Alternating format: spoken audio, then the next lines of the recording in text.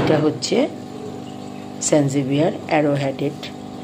অনেক ধরনের স্যানজিভিয়ার আমার কাছে আছে, তো বাগান থেকে আমি এটাই আনলাম ঘরের জন্য। আর পথস, 2 ধরনের পথস, এটা একটা পথস আর এটা আরেকটা পথস।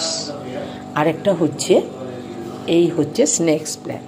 স্নেক প্ল্যান্টের একটাই পাতা আমি এখানে দিয়েছি সবগুলোর সাথে।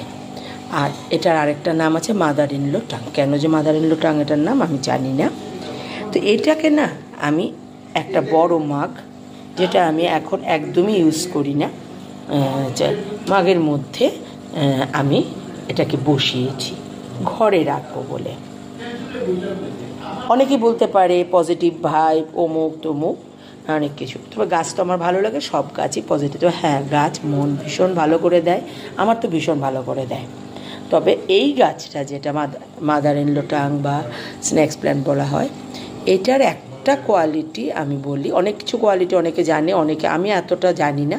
যতটুকু জানি এই গাছটা রাতের বেলায় অক্সিজেন দেয়।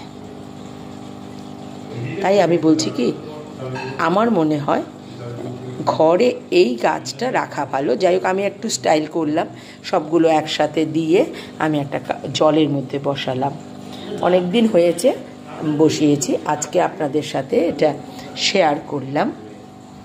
সবার আগে আমি যেটাই করি, আমার ঠাকুর ঘরের সামনে এসে আমি এই কাজগুলো করি।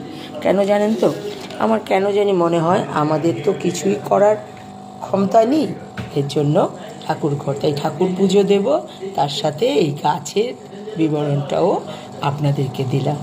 ভালো থাকবেন সবাই।